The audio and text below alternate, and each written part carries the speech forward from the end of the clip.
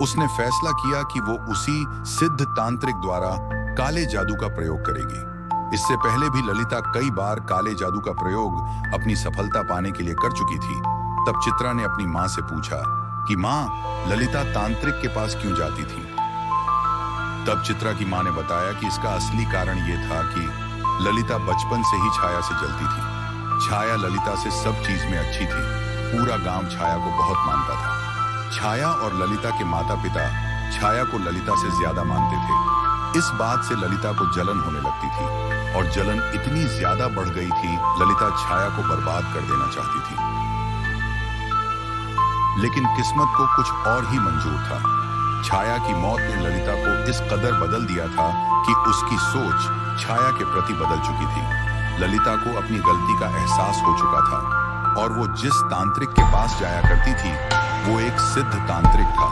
वह सिर्फ काला जादू ही नहीं बल्कि वो आत्माओं से भी बात करता है था। वह ललिता को अपनी बेटी जैसा ही मानता था। क्योंकि उसकी बेटी भी ललिता की उम्र की ही थी जिसकी मृत्यु हो गई थी। ललिता के दिमाग में सिर्फ बदला ही था। एक दिन ललिता उसी तांत्रिक के पास गई और उसने तांत्रिक से कहा, बाबा, मुझे अपनी बहन की मौत का बदला लेना है। ललिता का दर्द देखकर तांत्रिक ने उसकी मदद करने का सोचा। तांत्रिक ने उसे कहा, जाओ अपनी बहन के शरीर की कोई ऐसी चीज लाओ जो उसके शरीर से जुड़ी हो। ललिता पहले तो सोच में पड़ गई, फिर उसे याद आया कि उसकी बहन के शरीर से जो कपड़े का टुकड़ा गिरा था।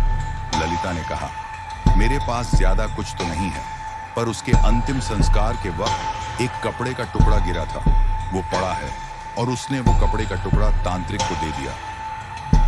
उसने पूछा कि बाबा, आप कपड़े के टुकड़े का क्या करेंगे? तब बाबा ने उसे बताया कि मैं उन सारी काली शैतानी शक्तियों को पूजा में शामिल करूंगा जिसमें तुम्हारी बहन की आत्मा भी होगी, और ऐसे एक शैतान का जन्म होगा जिसकी आत्मा तो तुम्हारी बहन की होगी पर शरीर इस शैतान का होगा, और ये कोई आम शैतान नहीं होगा, इसे कोई नहीं मार सकता। अब ये तुम्हारी बहन में छाया नहीं है, सिर्फ उसकी आत्मा है। इसीलिए बहुत सोच समझकर ही फैसला लेना, और आत्मा किसी की नहीं होती। बेटी, तुम भाव में आकर इसे अपनी बहन को अलग करने की बात भूल से भी मत करना, वरना उससे शैतान गुस्सा हो जाएगा जिसे वो तुम्हारी जान भी ले सकता है। ललिता ने कहा कि बाबा, आप पूजा शुरू करें, चाहे उसे मेरी जान ही क्यों न चली जाए, लेकिन मैं अपनी बहन की मौत का बदला लेकर रहूंगी। देखते ही देखते बाबा ने अपनी पूजा आरंभ की और उसके मंत्र से छाया की आत्मा और शैतान को एक कर दिया। फिर उस बाबा ने ललिता से कहा कि कोई भी तंत्र या मंत्र इस पर काम नहीं करेगा।